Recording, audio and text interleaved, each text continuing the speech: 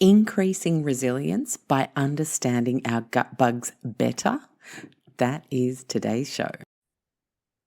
Kiran, hello. How you doing? I'm doing great. How are you? I'm very well, and you are coming to me from the city that I went to preschool in, Chicago. It's lovely to have you on the show. I'm going to Well, dive thank right you. in and ask you the first question I want to ask, which is of all scientists, why microbiome for you? Like, where did that torch get lit in your scientific mind that you wanted to go down that rabbit hole? Yeah, you know what? Well, funny enough, when I chose the path of science in general, the microbiome didn't exist. At least it existed, but we didn't know it existed, Yeah. right? I was fortunate enough to choose to study microbiology, which I knew I was going to go into the biological sciences. I wasn't quite sure which one, but having watched a very exciting movie in the first week of college, a movie called Outbreak, I decided like, wow, that is really exciting. I wanted to chase pathogens and figure out cures for them and so on. So that's why I went into microbiology and virology. And then once in the world of microbiology, I did research on a number of topics, including lots of pathogenic organisms. And what I came to realize fairly quickly is that so much in the area of clinical microbiology, which was the part that was most relevant to me, because there's microbiology of lots of different things, right? There are microbiologists that study soil and wastewater treatment and biodegradation, all kinds of wonderful things. But I wanted to do clinical microbiology. That was Mm. my interest. The vast majority of focus in clinical microbiology was around pathogens. And when I started looking at all of the microbes discovered, such a small percentage of them are actually pathogens, right? It's like less than 0.1% under best case scenarios are actually pathogenic. The rest of them are either benign or useful in some way. But Mm. at that time, when I was, starting off in research and industry and things like that, there was no real impetus to study the benign or the potentially even beneficial microbes. It was all around disease causing microbes, right? And so then I went into the nutrition space. I started doing clinical trials and arranging clinical trials for companies in the nutrition space. And then the NIH kicked off this project of the human microbiome. And the main reason they kicked it off is to understand this massive universe of benign and beneficial organisms that we knew nothing about. Mm. And so to me, that was like, aha, that's where I want to go. That is the treasure trove of healing opportunities, of discoveries, of understanding the human system. That's where it is. So I wanted to dive head first into that. Because to me that was the frontier, the new frontier of biology, and as it has turned out to be. Absolutely. And the first pathogen you made me think of as you were talking there is something like E. coli, right? Because Yeah, it's like it gets all this bad press because yes, in too much of an amount, it becomes a big problem. But yeah. it actually serves a purpose in a role of a happy microbiome as well. And so, how in science do you guys figure out where is the point at which it becomes a problem? And you know, I think with probiotics, which of course we're going to unpack, we then like push things a big way, one other way, and then like, are we getting everything else out of balance? It can be really confusing. Yeah. Well, we can relate this to humans to a certain degree, right? So if you think about, let's just take bacteria. Bacteria, you can really think about them in three categories. So category one are what we call pathogenic organisms. So these are direct pathogens, meaning their whole purpose is to be pathogenic. They have a ton of genes that code for things like virulence factors.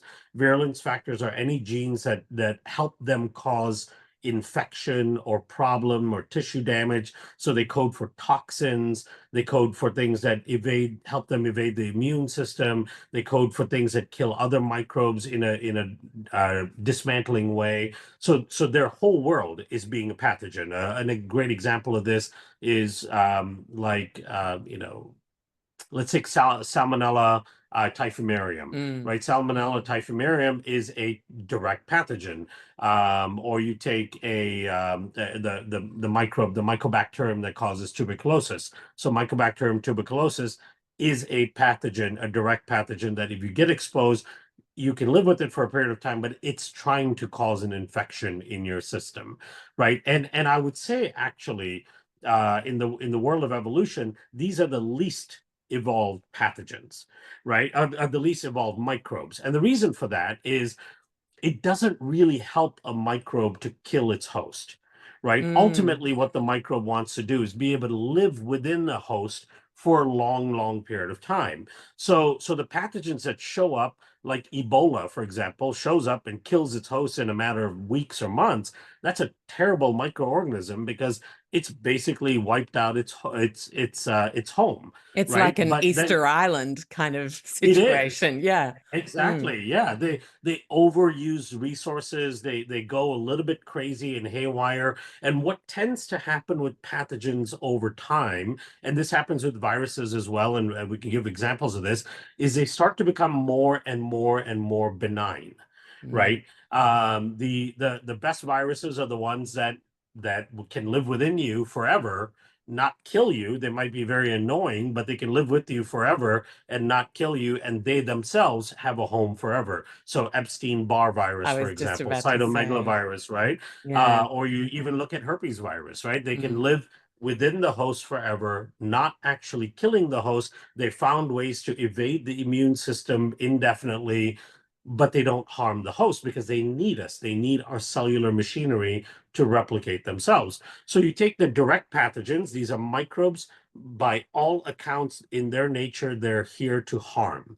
Then you've got opportunistic microbes. So these are microbes that have toxigenic tendencies, meaning they have genes within their system that code for toxins or that code for virulence factors, but they don't express those genes until certain conditions are met. Right. A good example of that is like a transmissible pathogen called Listeria monocytogenes, right? So Mm. Listeria is interesting because it is a pathogen, but it only infects once it reaches a certain threshold of its own population in the body. And if it doesn't reach that threshold, it's not going to upregulate its virulence factors. There's lots of E. coli that are similar to that. So, and Staphylococcus, Streptococcus, many of those that tend to live in our system for long periods of time, they tend to be opportunistic like that, where you might have, a staph sitting on one part of your skin and it's totally fine, it's benign, not doing anything bad, but then another part of your skin and there's a break in the skin, all of a sudden it has the opportunity to express its virulence factors and it may cause a massive infection there.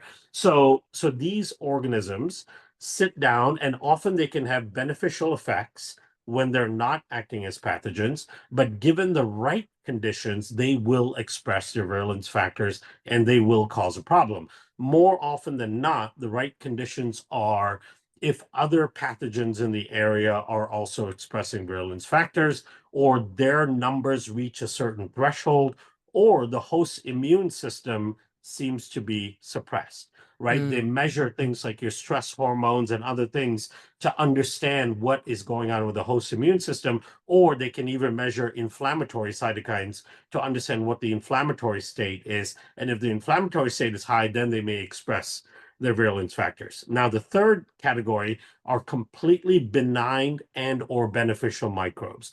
Now, the big difference between these types of microbes is that they don't contain any virulence factors. So Hmm. even if they wanted to, they can't actually be pathogenic because they don't code for any toxins, they don't code for antibiotic resistance, they don't code for any other virulence factors. They don't have it in their genome at all, right? Now, in some cases, they can pick up some of these genes from pathogenic organisms, but the ones that are commensal within our body that we've developed this symbiotic relationship with, they tend not to do that because they do know that maintaining this homeostasis is better for them, right? They don't want the host to actually get ill. So those Yep. are the three categories of microbes. Now, I would say that in most humans, when we think about dysbiosis in the gut, on the skin, in other parts of the body, and we think about like, okay, pathogens causing a problem, everything from creating a frank infection or illness where you feel it, you're sick,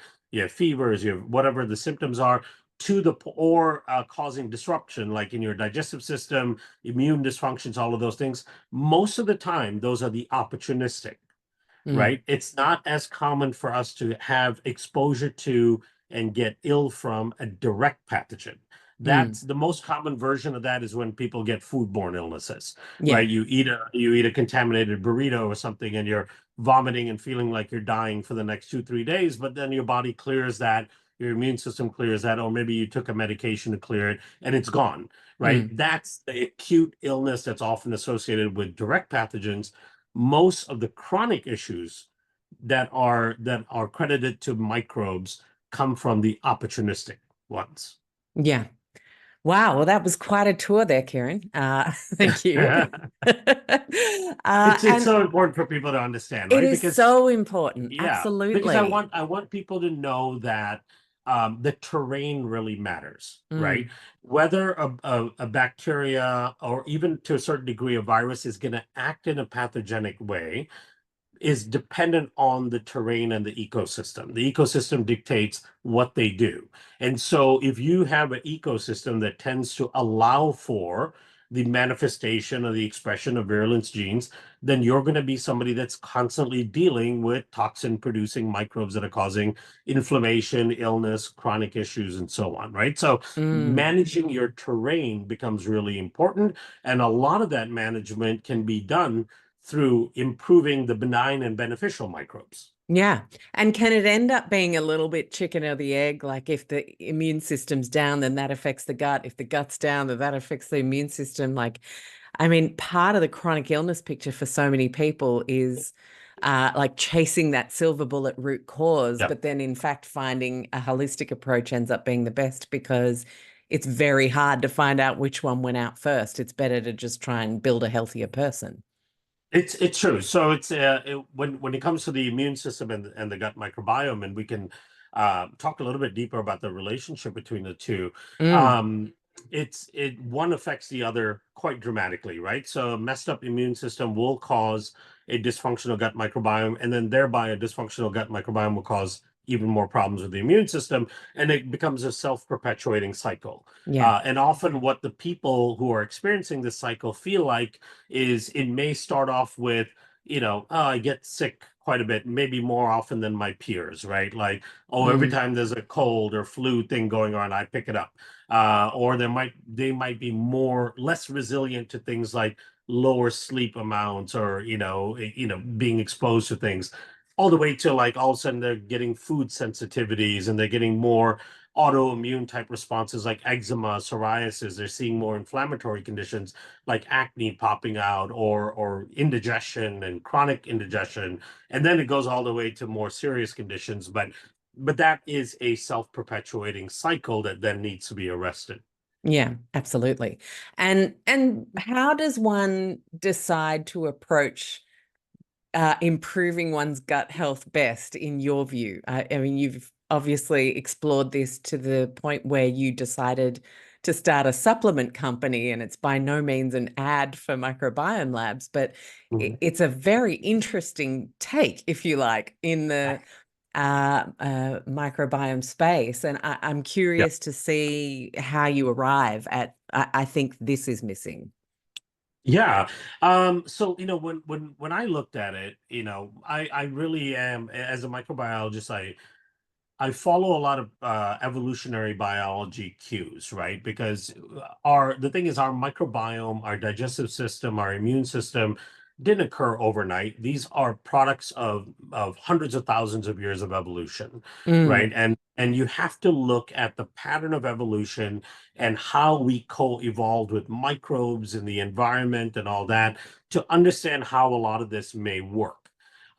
So what becomes clear, not only just from my thinking and my investigation, but then from lots and lots of studies that have been done on this topic, what becomes clear is that we have a very intimate relationship with microbes, not only in us, but in our environment as well, right? And constant and continuous exposure to a large variety of microbes in our environment and between each other, between the individuals itself, is a very important aspect of maintaining diversity and resilience within the gut microbiome. That's Mm. also arguably one of the most important things that occurs for your immune system, in terms of maintaining robustness and proper functionality of the immune system. And so when we looked at, okay, so if we're going to give people a tool, there's a lot of things they need to be doing themselves, because there's no silver bullet in fixing the gut, right? But Mm. we want to give them a tool that helps mimic what our ancestors did to evolve and create this amazing,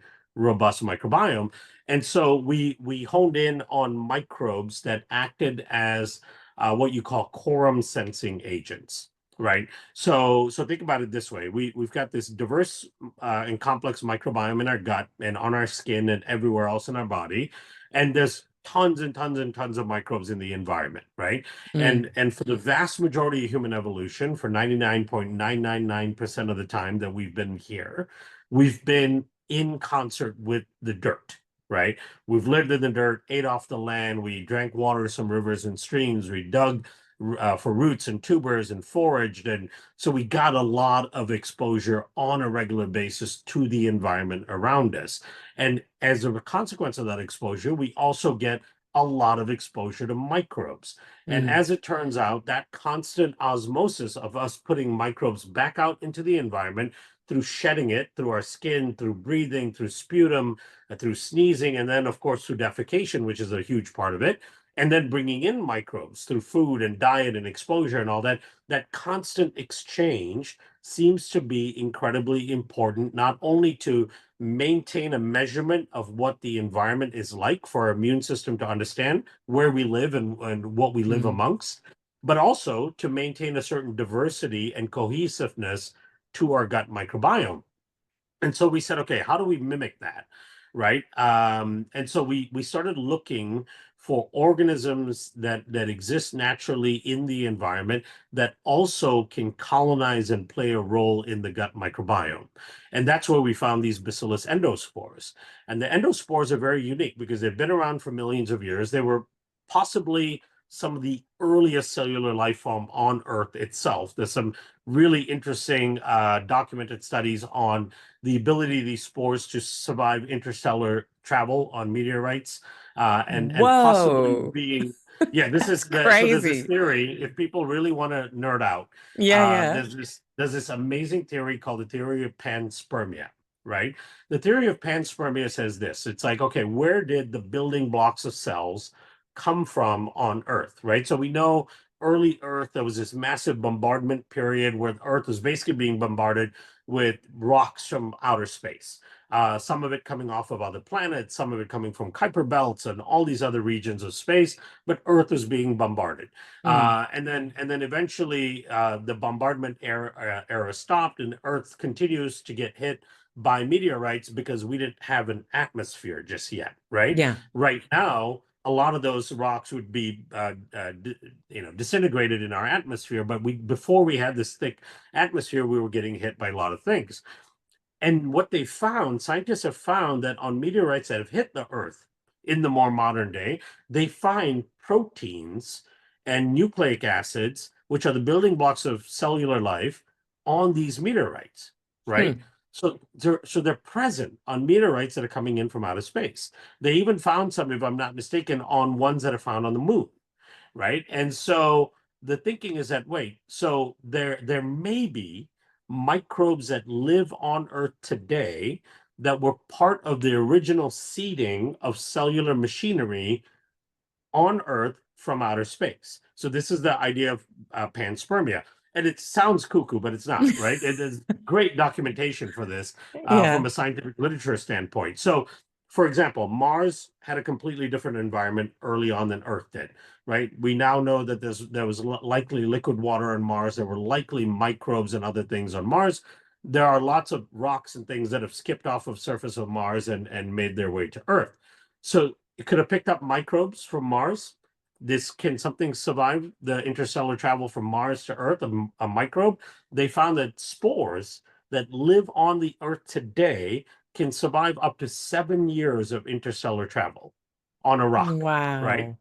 And so and then when they look at the genetic homology of Bacillus endospores that are found today versus ones that are found in glacial ice cores that are 6, 7 million years old, they find that the genes don't hardly change. So these are very stable microbes, have been the way they are for the vast majority of time, and could be, at least they could be, an answer to what seeded the Earth with proteins, nucleic acids, and all that in the early bombardment period, right? Hmm. So it's pretty crazy when you think about it. But it also speaks to, you know, paying homage to where we all may have come from, Mm. and where cellular life, how all of that started, right? And of course, there's lots of different explanations that people can have. But as a microbiologist, this is where my brain goes, right? I go to the smallest of biological units, and I look at the cell, and I go, okay, where did these components come from? And microbes could have very well seeded it. And so we honed in on those microbes. We said, okay, those microbes have been here for billions of years. They have a very unique capability of surviving through the gastric system, living in the human gut, and also waiting in the environment for up to 200 million years before they get reswallowed and go work in the human gut, right? And they have this unique ability of quorum sensing. And this part is really interesting because quorum sensing is the ability of microbes to read each other's chemical signatures, to Hmm. understand who's in the environment, and then some of these microbes can take action as a result of that, right? Oh, it's like a What little networking event.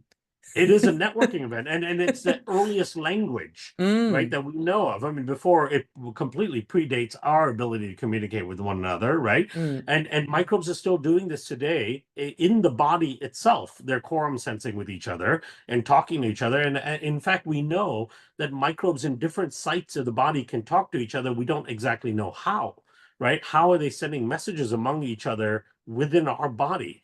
So it's absolutely fascinating. So I'll give you a story of the earliest understanding of Bacillus quorum sensing, right? And Yes, this is please. why they were so exciting to me. So it's well documented that in World War II, the German army, in their campaign in North Africa, most of the German soldiers were dying of dysentery and food poisoning and so on, right? They couldn't drink Mm. the local water, they couldn't eat the local food.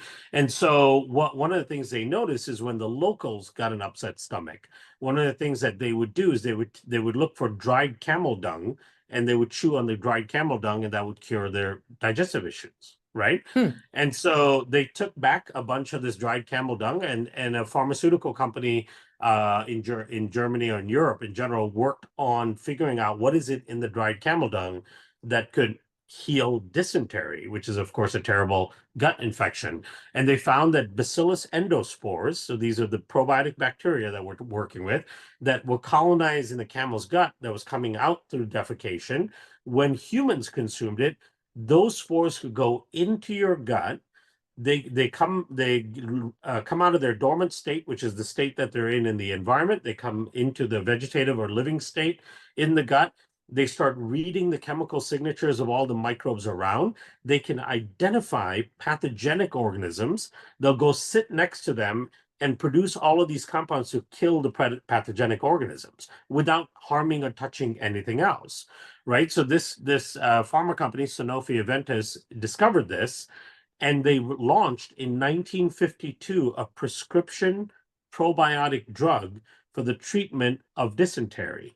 And Hmm. that drug is still on the market today, widely used in parts of Europe, Latin America, and Asia as a primary treatment for travelers' diarrhea and gut infections. They even have expanded the use to things like chronic upper respiratory infection and so on. And that's all from the capability of this microbe to be able to read the microbial signatures, find the bad microbes, the ones that are either direct pathogens or opportunistic that we talked about earlier, and then sit next to them and bring their numbers down without harming any of the beneficial bacteria, right? That is a So clever little microbe right it's a there. clever microbe, right? Wow. It's you could give me, 1,000 of the best microbiologists and endless budget, and we wouldn't be able to engineer that, right? That is Mm. just such natural brilliance. Like it's hard to even fathom how you would engineer that capability in a microbe. I'll Mm. give you another example of the same Bacillus endospores, right? So we did this study with Cleveland Clinic, which is a huge research hospital, very, very well known, very prestigious in the US. And they were studying Clostridium difficile infection. Yeah. Right, we know Clostridium difficile is very hard to treat. Even treated with strong antibiotics, there's almost a 40% recurrence rate in people, and then it's bloody diarrhea, and there's something like 25,000 people a year that die from this infection, right? Mm. So there was one of the microbiome researchers that was studying it. We gave them the spores to study it in the model that they had, which was an animal model of C. diff infection. And what they found was when they added our spores, that the spores could knock down the C. diff infection as well as any antibiotic could, right? In Hmm. in this in this model that they've published on many a times. But here's a really interesting thing about it. The interesting thing is how the spores killed off the C. diff, right? Because the spores can kill lots of different pathogenic organisms, and in many cases, what they do is they produce antibiotic compounds to kill off the bacteria, right? Hmm. So a bacteria can produce antibiotics to kill off other bacteria.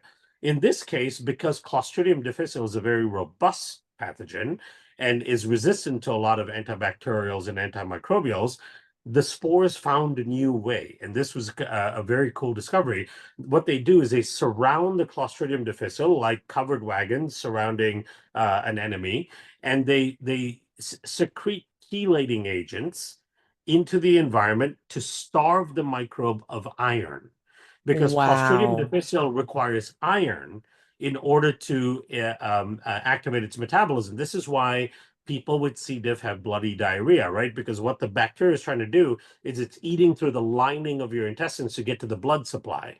And Mm. then when it gets there, it's feeding off the blood supply. This is why blood now is coming out in your intestines and you're having bloody diarrhea. So it's getting to the iron in the blood. So the spores have figured out that C. diff, in order to get rid of that, they need to produce a chelating agent that starves this pathogen of iron, right? That's an absolutely brilliant thing, It's right? just so clever.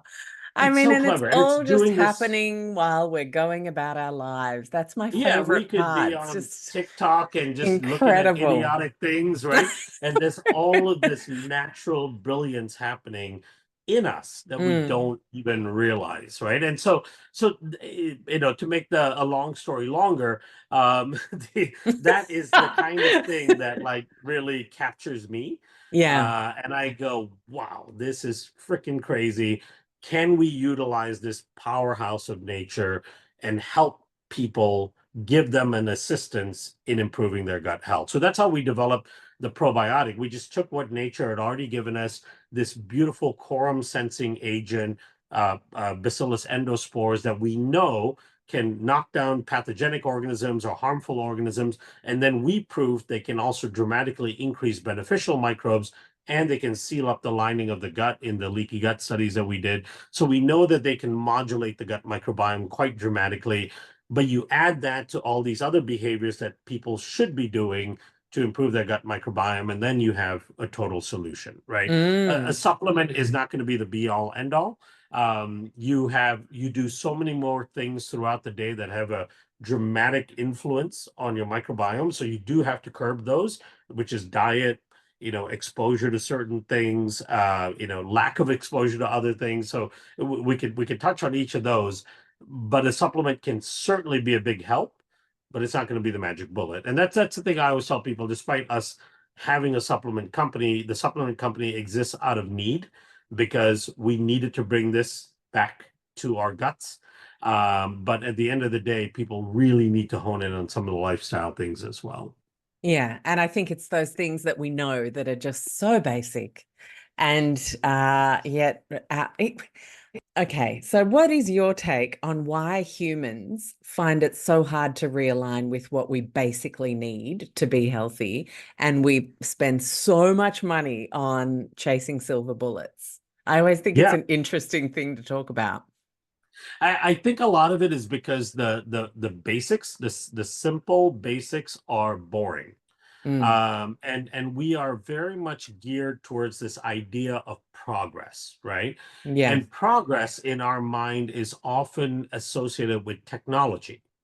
And Mm-hmm. technology is often associated with convenience, instant gratification, all of those things, right? So we see that in everything we do. It's not just our phones and communication and all that anymore. It's also in our food, right? In our drink, in the supplements we take, and all of those things, because we want what we perceive to be the highest technology. We want what we perceive to be the most instant gratification and the fastest Mm. road to success, right? Because it is boring to think about, like, well, you need to get enough sleep, you need to get outside Yeah. more, you need to eat a more diverse diet, you need to, like, those are the fundamental things that just have not changed. And Mm. studies show over and over and over again that these are the most important thing, like one of the most important things you can do for your gut, right? And the Yeah. world has, even the world of wellness has gone in 1,001 different directions. You've got people going, you have to be keto, you have to be carnivore, that's the only way that's healthy for the gut, you have to be vegan, you have to do this, you have to do that, you have to take kombucha, you have to take, all of this stuff, right? And Yeah. there's a million and one probiotics out there, million and one prebiotics, is all kinds of things that you can do. At the end of the day, the most important thing that's not only for your gut but actually arguably for your health is fiber, Mm. right? And we've all known this, right? And it's so boring. It's so bloody boring that that's Mm. like, wait, fiber? I thought you were going to tell me something more exotic. There's a guy online that's talking about, drinking your own recycled urine because that's the Mm. healthiest thing for you, right? Or that liver nut guy that's like, all you eat is liver, raw liver all day long, right? Yeah. Those are the things that people grab onto because there's sensationalism towards it and Yeah. excitement, the next new shiny thing, when at the end of the day, the most boring thing, fiber, is so important, right? So fiber is going to be one of the most impactful things on your gut microbiome in terms of diversification, creating resilience, creating all of these important byproducts that your body needs to function, like short chain fatty acids and urolithins and so on. Mm. It's also going to create all these vitamins and minerals and enzymes and all that as a result of digesting the fiber. And fiber is arguably one of the most well-studied macronutrient. There are a couple of recent meta-analysis papers that have come out that include upwards of 1 million subjects in these studies, right? And they've shown that when they compared low fiber consumption to a high fiber consumption group over a long period of time, what they show is that the high fiber consumption group reduces their mortality rate by almost 40%. And we're talking Wow. about all cause mortality, right? Mm. Meaning dying from anything. Mm. And then they also showed that when they followed individuals that actually incrementally added in fiber, for every 10 grams of fiber you add to your diet per day, you can reduce your mortality risk by 10%, Mm-hmm. right? Which is That's mind boggling. huge. And It's so why do huge. so many people add the fiber and then get totally backed up and constipated? How do Yeah. we fix So that problem? Because that's come up a lot, and that is seems it to does. be, I've interviewed lots of people, spoken to lots of people in our community. It seems to be why a lot of people then gravitate keto, carnivore, because it just kind of chills the body out from trying to process all the fiber. So why are we having so much trouble processing fiber? It does, yeah. And so, and one the misnomer here is that if you eat this food, fiber, for example, and you get a negative response, like you get bloating, you get constipation, and all that, that must mean it's bad for you, right? Mm. What it does actually mean is your system is disrupted and not utilizing this very important food. Right. And this is again the process of the very conventional elimination diets, right? Where it's like, oh, I can't tolerate this anymore. I can't tolerate that anymore. I can't tolerate that. It must be the foods. They're bad for me. So No, I'm no, no, I'm no, stop no. eating them. Yeah. It's your Yeah. system that is Mm. mad, right? You should be able to eat all of those things. Humans are omnivores. We've survived on over 600 different types of foods annually. A lot of the anthropological studies show we eat insects and nuts and roots and tubers and animals and all their parts. I mean, we can survive in every corner of the earth because we can consume almost anything, right? And survive on it. And our digestive system, our microbiome, and all that suggests that we are more than likely omnivores. So fiber is really important, but fiber has to be able to be utilized properly in the system. More often than not, most Westerners have a diminished microbiome, right? Which Mm. means that they've had multiple courses of antibiotics. They probably ate, just shitty fast food for long periods of times, made a lot of poor lifestyle choices. So what you've done is you've diminished the diversity of the microbiome, and because you haven't eaten much fiber, you have a very low number of important microbes whose job it is to digest the fiber and produce beneficial byproducts, right? Yeah. But what you do have are microbes that can also utilize some of that fiber, and they may produce non-beneficial byproducts like gas, Mm. right? So they're not converting the fiber into things like short chain fatty acids. They're instead converting it into gas. And so that's what you feel. So now you've got this dysbiotic gut. You throw fiber in there. A good portion of that fiber is being utilized by the dysfunctional microbes. They're producing gas, bloating, and constipation.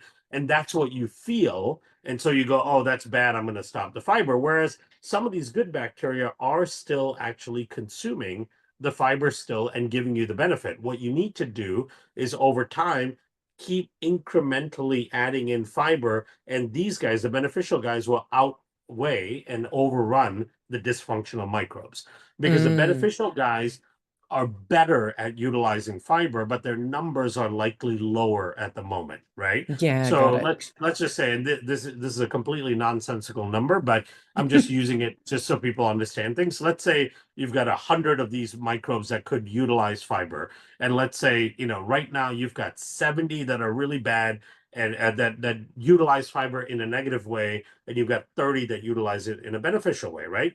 In that system, you add 30 grams of fiber because you heard someone say, well, you need to take a lot of fiber. So I'm going to add 30 grams in there. 30 grams of fiber comes in, 60-70% of that fiber gets utilized by these 70 guys that are now producing gas and all that. And you go, oh, God, this fiber is really not agreeing with me.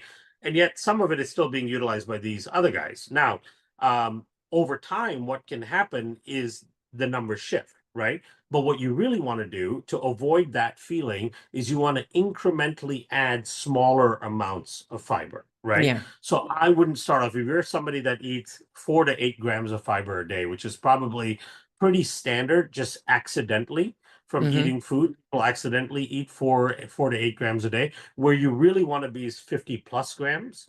That's where it's some Wow, that's real big. like that's where you see magical benefits happening, right, Mm. to your system. But you don't get there overnight, right? If you're eating 4 to 8 grams a day, what you want to do is add roughly 3 to 4 grams per day Mm. each week, right? So Yeah. then I go, okay, next week is my fiber adding week. So I'm going to go from 4 to 8 grams, which is what I normally eat. I'm just going to, either pick a fruit or tuber or something that I know has Add a about four or carrot, five add an grams of apple. fiber. That's next week's Exactly, something increase. Yeah. small like that, right? Mm. And add that and have that in every day of that week. And then the next week, add another 4 or 5 grams, 4 or 5 grams, and so on. Before you know it, 10, 12 weeks later, you've already added 40-ish grams a day. Mm. Now, what that does is when you add a small amount in, because these guys are better at utilizing fiber, they will utilize a larger part of that small amount because these guys who can utilize other things like fats and proteins and so on, they may focus their efforts on the larger amounts of volume of macromolecules coming in. So then you incrementally and slowly feed these beneficial microbes. Now, there's another trick to feeding just those beneficial microbes is adding in oligosaccharide prebiotics, right? Mm. Oligosaccharide prebiotics are different than fiber. So fiber is the roughage in a lot of fruits and vegetables, right? So and you have two categories really, soluble fiber and insoluble fiber. So the difference between the two is soluble fiber does mix in water well, and can hold water. Insoluble fiber does not hold water, doesn't mix water well. In your diet, you want a good mix of both. You want a more soluble fiber than insoluble fiber. Let's say you were eating 40 grams of fiber a day, you'd want about 30 of it as soluble fiber and about 10 of it as insoluble, right? So Hmm. that's the fiber portion. And you get it largely from food. I do supplement as well because I'm constantly trying to increase my fiber intake. So I do psyllium husk and sun fiber and things like that give me an additional 15 to 20 grams. But then the next category are prebiotics. Prebiotics are more like specialized fiber molecules that are far more complicated than your typical soluble and insoluble fiber. And because their structures are much more complicated, they can only feed certain category of bacteria. In the case of prebiotic oligosaccharides, they generally feed your keystone species, which are the most important microbes in your microbiome, your most important friendly microbes in your microbiome, right? So what you want to do then, if you've got a lot of these guys that could utilize fiber in a negative way and very little of these guys, then what you want to do is start your fiber intake by doing very small amounts of normal fiber, but start adding in 2 to 3 grams per day of oligosaccharides. So these Hmm. are abbreviated GOS, like galacto-oligosaccharides, or FOS, fructo-oligosaccharides, And or XOS, those kind of things. yeah, and these are the things that FODMAP avoidance are trying to give a wide berth. And so, what is your Yeah. take on FODMAPs as a way of permanently having to avoid a huge amount of foods? Because that just doesn't make sense to me that that should be the end goal. Yet people are really suffering, and I completely Yeah. understand why you would choose that in that moment and with that practitioner at that time. But we have a different goal, right? It's not We just do. to feel better right now. Yeah. It's like, what is the long game? Yeah, we have to build resilience, right? We Mm, have to. I've always said to people like my health goal. When people ask me like, "What is your health goal?" I always say my health goal is to build resilience because I want to be fine and still make 20% bad decisions, right? And yeah, I follow the that really 80/20 is the rule, goal, isn't right? it? And that's It is, yeah, my low tox mantra is we do what we do most of the time so we can yeah. go with the flow some of the time. Totally, because we have to Mm, live, right? mm. If got a bunch of friends that are going out for beer and pizza, I don't want to be the guy that's showing up with my, little Tupperware of some sort of salad and Yeah. organic beef or something like that, right? And oh no, I can't have a beer because it's gonna make me. I want to be able to be social and hang out and not have to worry about it because 80% of the time I'm building my resilience, right? And Mm, and the beauty of the human system is that we are designed to be incredibly resilient. We have a lot of functional redundancies built into our microbiome. We just have to diversify and expand that. So when you go to these highly restricted lifestyles, like for lifelong FODMAP, right? What you are doing is exactly the opposite, where you're reducing the diversity over time and you're reducing that functional redundancies that people have that we should naturally have that give us resilience. So you're making yourself functional in a very narrow spectrum, right? mm. This is where you hear from people, well, like I feel fine as long as I don't eat this, and they name 25 foods that they can't eat.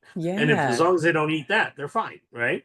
And as long as I never drink this, I'm fine. As long as I sleep this amount and I never get less than this amount, I'm fine. Yeah, What it's that literally doesn't the most mean high maintenance, fragile health it is. situation.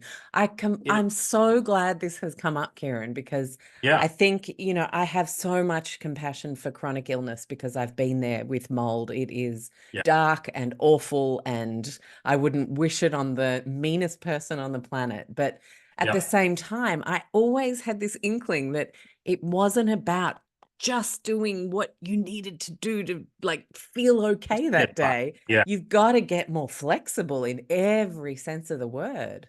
You really do because the problem with that narrowing down of your the realm in which you can focus is that inevitably that becomes narrower and narrower and narrower because Mm, intolerance continues, right? If you have a system that is moving towards intolerance, meaning right now you can't eat these 5 foods, okay, and you go, well, I'm okay. I can figure out a lifestyle where I avoid these 5 foods. Because you have an intolerance already, and you're moving in that direction, that 5 is going to become 7 foods in a couple of years. Then it's going to become 12. It's going to become 15, and so on. It just keeps moving in that direction because intolerance is not our normal condition.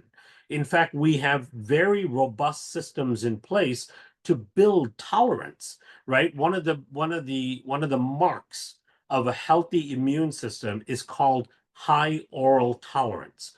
What does that mean? That means you have an immune system that knows not to attack the vast majority of things that your body encounters, right? We always think about the immune system as one that can defend us against things, right? Pathogens that come in, viruses, bacteria, fungi, toxins, and all that.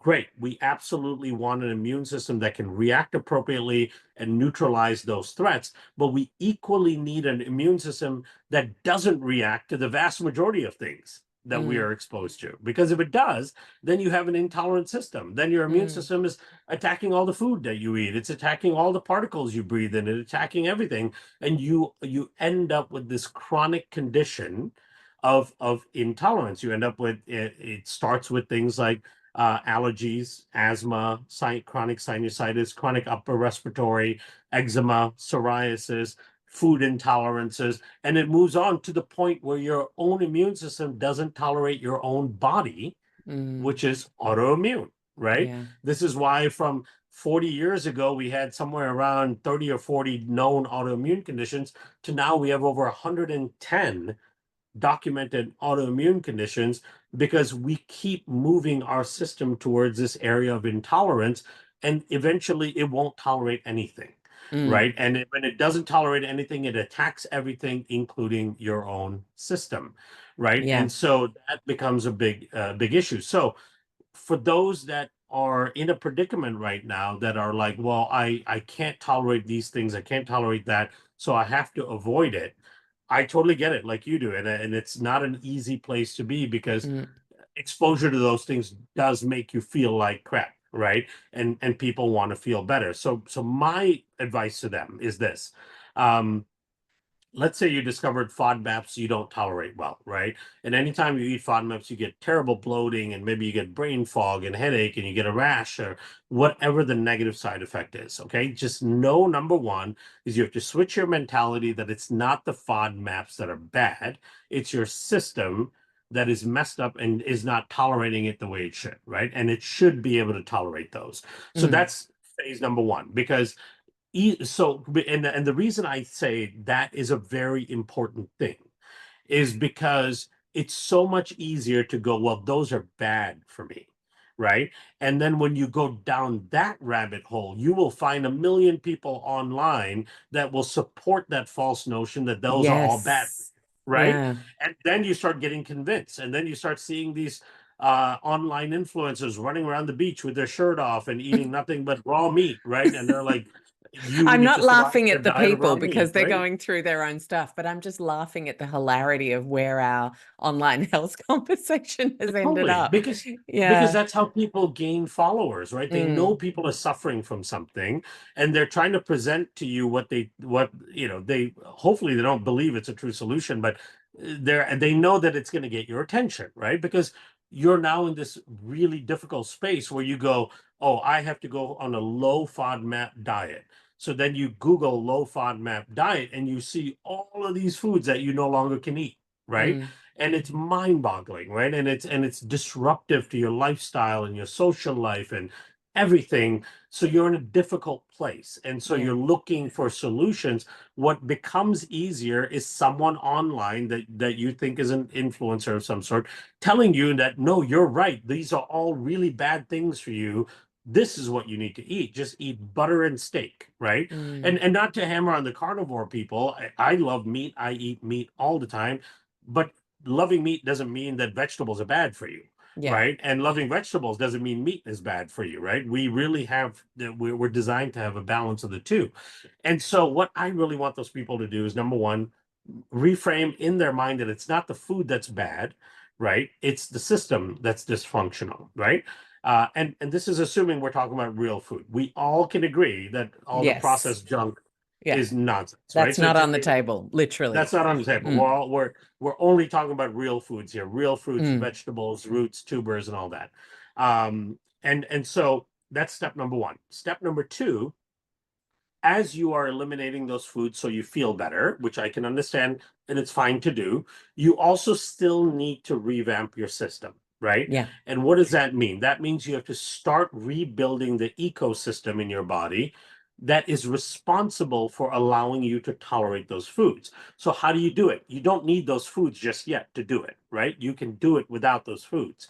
So, couple of things. Number one, you need to start reducing exposure to things that harm microbes in your system, right? Mm, So, for example, if you're eating lots of non organic foods or lots of other processed things, you need to eliminate those, right? Or reduce them dramatically because know that those processed and packaged things and all that that are convenient and easy and may even be labeled to present like they're healthy will have things like antimicrobials and so on in them to preserve them. So those things can have a negative impact on your body. You may even want to get a nice water filter system for your home because, at least in the US, our water has lots of yeah. chloride in it and fluoride, and those things all kill microbes. You may want to, clean up some of your personal care products. You don't need antimicrobial everything, right? You don't need to sterilize your home top to bottom with chlorine-based cleaners and kill all the microbes. So you want to start modulating those things.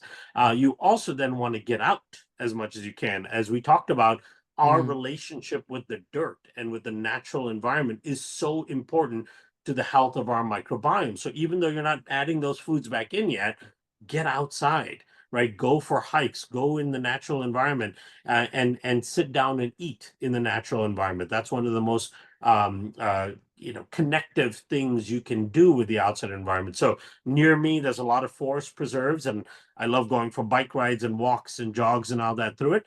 I walk through and then we go on a path and then we sit down somewhere. We touch. I'm very purposeful about touching things along the way, right? Feel what the bark feels like and picking up rocks and things like that. That's how humans interacted with the environment, right? We were very mm, exploratory. So you're picking up all these things and you make your kids do that if they're there. And kids will naturally do that anyway because they're so curious. But touch things and then sit down and, like, open up some food, an apple or whatever it may be, that you, and don't sanitize your hand with a bunch of hand sanitizer before you do this, but sit down and eat in the environment, right? Sit in the dirt if you can, sit on a log, sit on a yeah. rock, sit down and eat, Yeah, it's the train right? station where you might need the sanitizer, not the Exactly. Yes. not If the you go to the picnic in the bathroom. park. Yeah, yeah. Exactly. When you go, if you Yeah. go to the bathroom in the train station or the mall or something like that, Mm, absolutely wash and clean your hands right before you mm, touch your face or anything like that. But if you're going out in the natural environment, even the beach, right? The beach is a natural environment with lots of natural microbes. If you happen to live on the coast, go sit on the beach and eat some food there. And so start doing those things. Start managing stress. Stress has a huge impact on changing your microbiome in a negative way. So even though you can't eat all these foods just yet, you're starting to get outside. You're starting to, clean up your environment so you're not exposing yourself to lots of antimicrobials.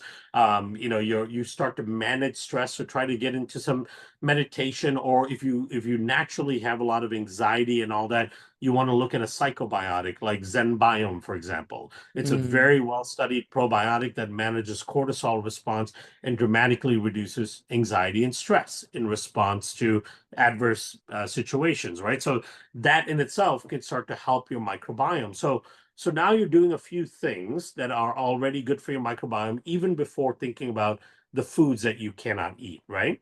So now let's say you've gone through about a month and a half of doing some of these things to try to help improve your microbiome. Now you want to look at start incrementally with tiny amounts adding some of those foods back in, hmm especially foods in the FODMAP category or any category of food that you used to be able to tolerate, right? mm. Like a lot of people develop these sensitivities and intolerances later in life, right? Yeah. Well, I used to be able to eat eggs. I used to be able to eat this, but now I can't touch it anymore. I have this response and that response. Well, if you used to be able to eat it, there's still a tolerance factor somewhere in your system You just have to bring that up, right? Mm. So as you're improving your gut, you could start taking the spore-based probiotics because those will go in and start improving the gut, like we talked about earlier. Now you start incrementally bringing in small amounts of those foods, and I'm talking about like, let's say for example, you can't tolerate eggs, right? All of a Yeah. sudden, I'm talking about but your kids can tolerate it. Make an egg for them, but then take just a spoonful and eat it, right? We're Mm. talking about just small amounts that you reintroduce to your system over time, but do that incrementally. Don't rush it. If you go too much and you feel awful, then slow it down, but just do that incrementally and you'll be shocked at how effective it can be to reintroduce those foods into your diet.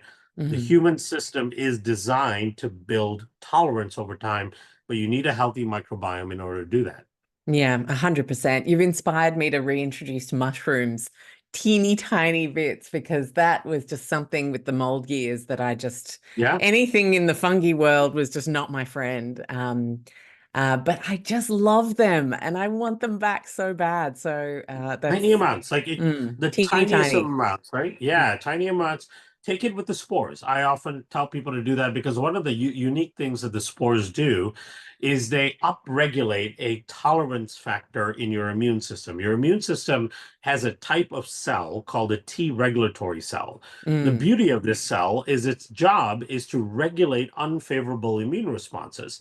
And these are immune responses that you shouldn't be having, like responding to food in a negative way, right? So the Treg system will shut down that kind of immune response and go, hey, we need to tolerate this food. Don't respond to it. And that's how your body learns Yeah. as time goes on. So take the spores and then take, a little bit of, well, for you, in your case, what would it be? A cheese or something like that? Like a On a moldy, cheese, I'm or, great. That's the oh, thing. like a It's mushroom, you mean? very specific mushrooms. Yeah. Yeah, yeah. Mm. So tiny amount, as long as you're not anaphylactic. Of course. And this is another disclaimer for anyone's listening to this. If you're not anaphylactic to the food, you can start introducing it. If you are anaphylactic, then you've got a different issue with it. And of course, don't tease around with that or mess around with that. But if you're just intolerant, meaning it gives you bloating and discomfort and all this Mm. stuff, you can add back in small amounts. But I would give yourself at least a month of what we talked about earlier, without introducing the foods, of starting to revamp your microbiome, right? Mm. Start doing that first. Add in the spore probiotics, manage stress, get outside, start exercising to a certain degree. Then, after about a month, start adding small amounts of the food. Yeah, that's an exciting challenge for us all. Now, this feels like we definitely need to have a part two because I had this whole plan to talk leakiness, another Yes. huge issue, and leaky skin. So, Kiran, I am here publicly inviting you back to the show in a few months to dive into those topics and thanking you Yeah. so much for exploring this tiny window of tolerance humans seem to have got ourselves into and how we might move forward in a different way. I really appreciate the work you do. It's my pleasure, and to give people a little bit of a teaser and preview. So, ultimately, we talked about how we disrupt the microbiome throughout the body, and it is, it's starting to become clear that one of the biggest consequences of disruption of the microbiome in the gut, on the skin, and in the brain and everywhere else is that the barriers that the microbiome supports become dysfunctional. And when the Yes, barriers become dysfunctional, the barriers become leaky. And at the end of the day, these leaky barriers become the number one driver of chronic disease, right? So it becomes really important for people to understand that, and we'll cover that in part two, and so that'll be exciting. very exciting. Thanks so much, Kiran. My pleasure.